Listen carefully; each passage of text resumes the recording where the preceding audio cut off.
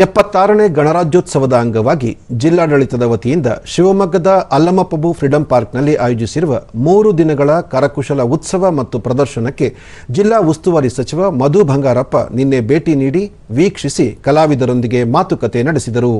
ಈ ವೇಳೆ ಜಿಲ್ಲಾಧಿಕಾರಿ ಗುರುದತ್ ಹೆಗಡೆ, ಜಿಲ್ಲಾ ಪಂಚಾಯತ್ನ ಮುಖ್ಯ ಕಾರ್ಯನಿರ್ವಹಣಾಧಿಕಾರಿ ಹೇಮಂತ್, ತೋಟಗಾರಿಕಾ ಇಲಾಖಾ ಉಪನಿರ್ದೇಶಕಿ ಸರಿತಾ ಮತ್ತಿತರರು ಪಾಲ್ಗೊಂಡಿದ್ದರು.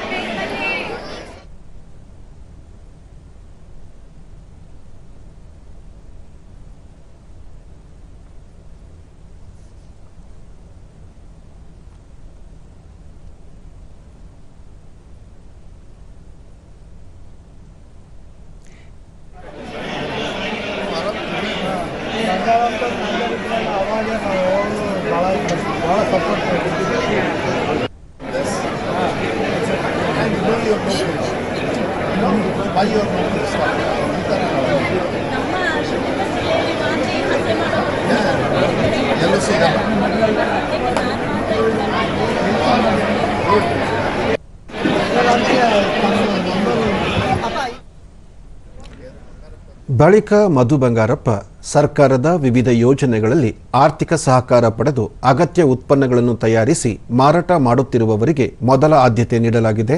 ಕರಕುಶಲ ವಸ್ತುಗಳನ್ನು ತಯಾರಿಸುವ ಕಲಾವಿದರ ಮಾರುಕಟ್ಟೆ ವಿಸ್ತರಣೆಗೆ ಅಗತ್ಯ ಯೋಜನೆ ರೂಪಿಸಲು ಚಿಂತನೆ ನಡೆಸಲಾಗುತ್ತಿದೆ ಎಂದರು.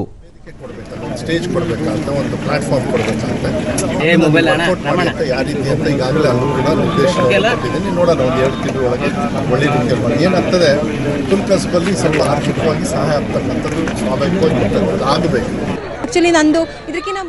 ಕಲಾವಿದೆ ಅಶ್ವಿನಿ ಮಲೆನಾಡಿನ ಸಾಂಪ್ರದಾಯಿಕ ಕಲೆ ಹಸೆ ಚಿತ್ತಾರಗಳು ಮೊದಲು ಮನೆ ಅಂಗಳದಲ್ಲಿದ್ದವು. ಕರಕುಶಲ ಪ್ರದರ್ಶನಗಳು ಕಲೆ ಸಂಸ್ಕೃತಿಯನ್ನು ಉಳಿಸಲು ಸಹಕಾರಿಯಾಗಿವೆ ಎಂದು ಹೇಳಿದರು.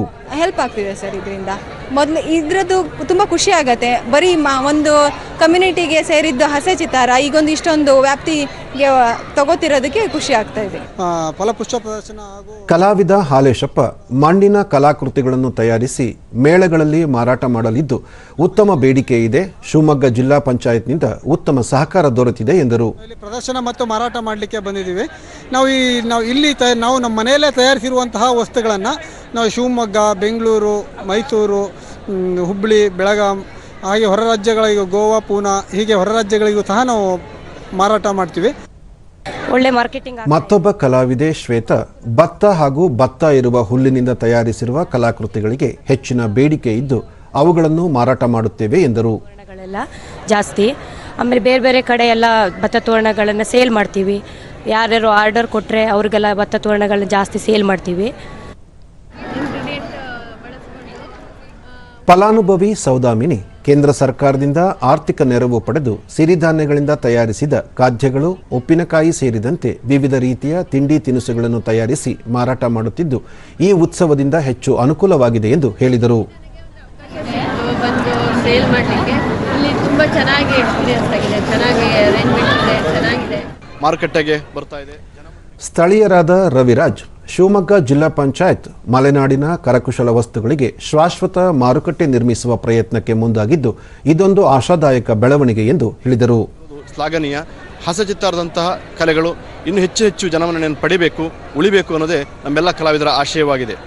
ನಮ್ಮ ಭಾರತ ಸರ್ಕಾರ ವೀಕ್ಷಕ ಶಿವಮೂರ್ತಿ ಮಲೆನಾಡಿನ ವೈವಿಧ್ಯಮಯ ಕಲೆಯನ್ನು ಒಂದೇ ಸೂರಿನಡಿ ನೋಡುವ ಅವಕಾಶ ದೊರೆತಿರುವುದು ಖುಷಿಯ ಸಂಗತಿ ಎಂದರು. ವರ್ಗದ ಮೂಲಕ ಅತ್ಯುತ್ತಮ ವಾಹಿನಿಯಾಗಿ ಸಹಕಾರಿಯಾಗಿದೆ.